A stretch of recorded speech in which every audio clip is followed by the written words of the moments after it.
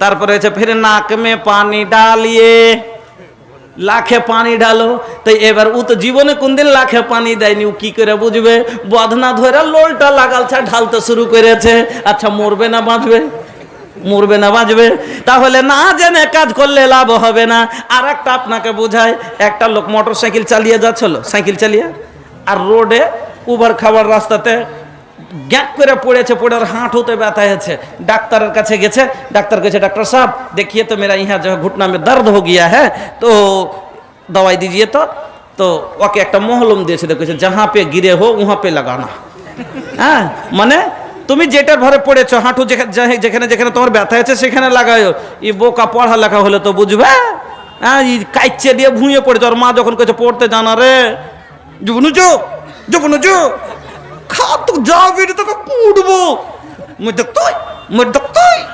হ্যাঁ, এরকম করেছে। আচ্ছা না না, এরকম নালে ছেলে। হ্যাঁ, তো এইরকম বদ। আর এবার ওকে কি বলেছে যে তুমি যাহা পে গিরে হো উহা পে লাগানা। এই মহলম লিয়ে এসে তখন ওই যে ইয়াতে আপনার ওই কি ওইটা কি ক্যালটেক্সের পঞ্জরখানে যেখানে ও পড়েছিল ওখানে যদি মহলম লাগাইছে, ওর ব্যথা ভালো হবে? হয়নি। 3 दिन পরে তখন ও ফের চলে গেছে ডাক্তারকে, বলছে ডাক্তার সাহেব आप कैसा दवाई दिए, जरा सभी जो है फर्क नहीं आया, दर्द बढ़ते जा रहा है। कुछ अरे कहाँ लगाता हो, कैसे लगाता हो, दिखाओ।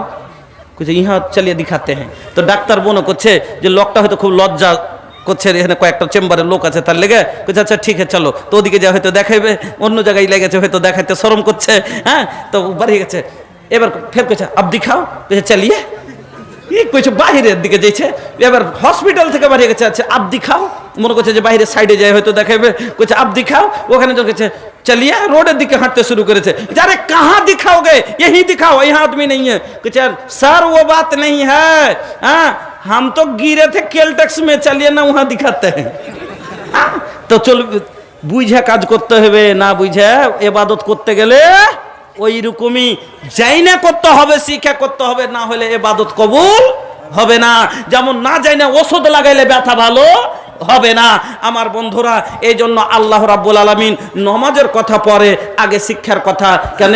নামাজ পড়তে গেলে ওজুর দোয়া শিখতে হবে, ওজুর সুন্নাত শিখতে হবে, ওজুর ফরজ শিখতে হবে, কিভাবে দাঁড়াইতে হবে এটা শিখতে হবে, রাফায়ে দান কতটা করতে হবে এটা শিখতে হবে, সাজদায় কি পড়বে সেটা শিখতে হবে, রুকুতে কি পড়বে সেটা শিখতে হবে। সূরা ফাতিহা না বললে নামাজই হবে না। তাহলে কতটি শিক্ষার প্রয়োজন পড়লো। এই জন্য আল্লাহ বললেন আগে পড় পরে কর।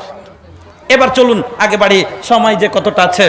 হ্যাঁ, সময় কয়েকটা মিনিট, আর 5 থেকে 6 মিনিট বক্তব্য শুনে না। বলার তো মনে করছিলাম যে কিছু অনেক কথা আছে, বাচ্চা মানুষ করতে পারলাম না। আজ ছেলে নিয়ে বসে বসে কাঁদছে, বেটা আমার কথা শুনে না, ও কইছে বেটা আমাকে দেখে না, আর বেটা ব্যবহার খারাপ। তার কারণ গালা কি সব আপনাকে আমি তুলে ধরতাম। আল্লাহ এক শায়ের বলছে, হারিজ বানিকা আলাল আদাবে ফিস সিগারে কাই মাতা কিররা বিহিম আইনাকা ফিল কিবারে ওয়া ইন্না মাসালুল আদাবে তাজমাউহা ফি ওয়ানফুওয়ানিস সাবাকান নাকস ফিল হাজারে। তুমি যদি ছেলেকে চোখের জ্যোতি করতে চাও, বড় হয়ে ছেলে বড় হয়ে যদি তোমার চোখের জ্যোতি করতে চাও, চোখ জোড়া সন্তান নিতে চাও, ছোট্ট বয়সে তোমার ছেলেকে ব্যবহার দাও। কি দাও? চরিত্র দাও, আখলাক দাও, তারবিয়াত দাও। কেন? যেমন পাথরের লেখা কোনোদিন মিটে না, ছোট্ট বয়সের দেওয়া আদত কোনোদিন ছুটে না।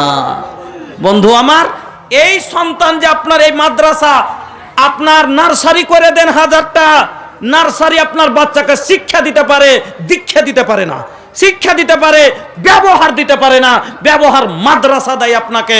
আমার বন্ধুরা, আমার ভাইজানেরা, আপনার ছেলেকে আপনি অনেক দামি দামি জামা পরিয়ে দেন, কিন্তু আপনার ছেলে দামি জামা পরলে আপনার ছেলে সুন্দর দেখায় না। কেন? আপনার ছেলে যদি 3000 টাকা দামের জামা পোশাক পরে থাকে আর ব্যবহার খারাপ হয়, ওকে গাল দিচ্ছে, ওর সাথে ঝগড়া করছে, ওর এটা ভেঙে দিচ্ছে, ওর এটা নষ্ট করছে, ওদিক থেকে এসে বলছে হ্যাঁ ভাই তোমার ছেলে বেটাটা কি জি এরকম করছে, এরকম ও শেখাত করছে। বলুন তো এই ছেলের চোখ জুড়াইবে না? চোখ দিয়ে কান্নার জল আসবে, গরম জল আসবে। কেন? এই সন্তান আপনার কাপড় দেখ আর ব্যবহার দেখ, একবারে সালা সুন্দর গাধা, এটাই বলবে। এই জন্য শায়ের কি বলছে, লাইসাল জামালু বিআসওয়াবিন তুযায়্যানুনা ইন্নাল জামালা জামালুল ইলমি ওয়াল আদাবি। সুন্দর কাপড় পরলে সুন্দর হয় না, সুন্দর তো সে যার ভিতরে ইলম আছে আর আদব আছে। আর এই দুটোই কাজ মাদ্রাসা দেয়।